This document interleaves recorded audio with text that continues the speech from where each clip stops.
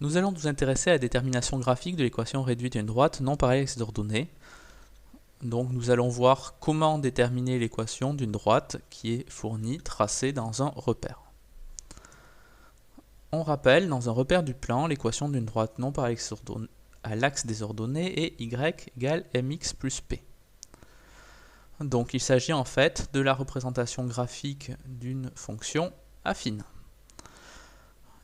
Ici, les valeurs m et p sont respectivement appelées pour la valeur m coefficient directeur ou pente de la droite, et pour la valeur p ordonnée à l'origine de la droite.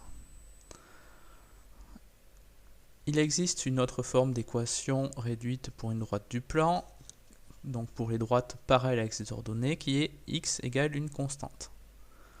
Ce n'est pas le sujet ici.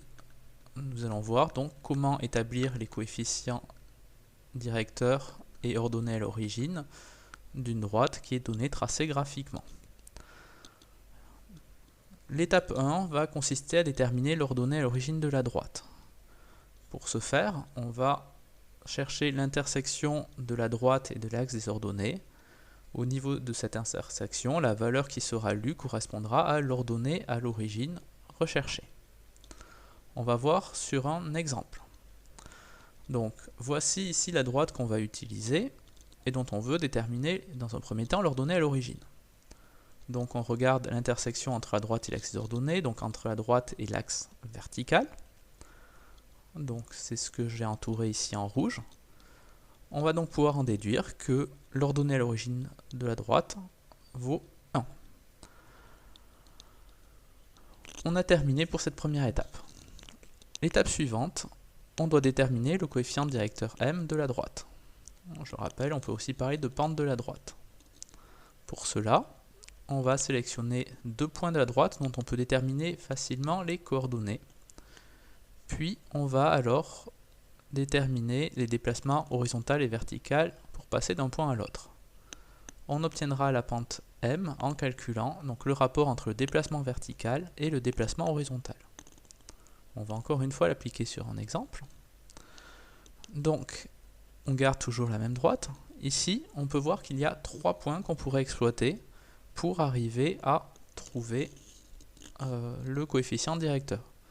Donc on prend les trois points où la droite coupe de façon évidente le quadrillage. On a besoin d'uniquement deux points, donc on va décider d'en conserver uniquement deux.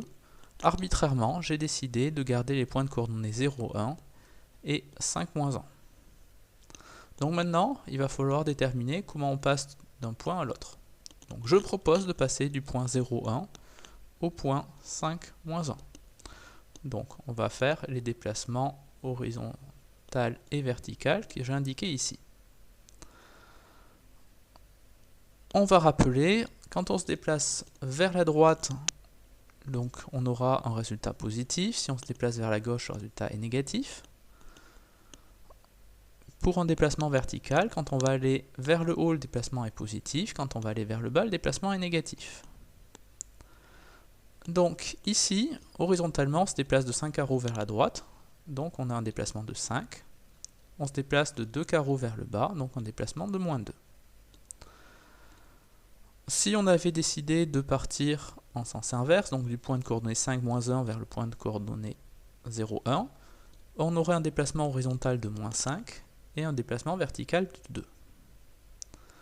Cela ne change rien parce que dans tous les cas de figure, lorsqu'on fait le rapport entre déplacement vertical et déplacement horizontal, on va obtenir ici moins 2 sur 5.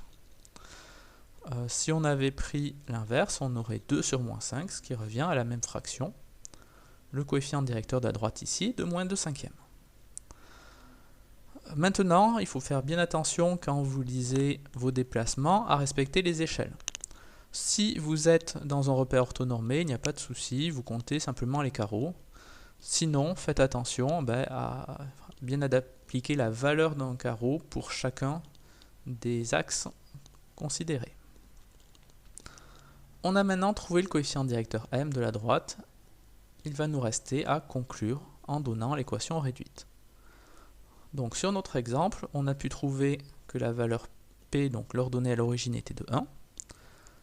La valeur du coefficient directeur m était de moins 2 cinquièmes. Donc on peut maintenant donner l'équation réduite en remplaçant les valeurs de m et de p dans l'équation qu'on a donnée au départ. On obtient donc l'équation de cette droite est de y égale moins 2 cinquièmes de x plus 1.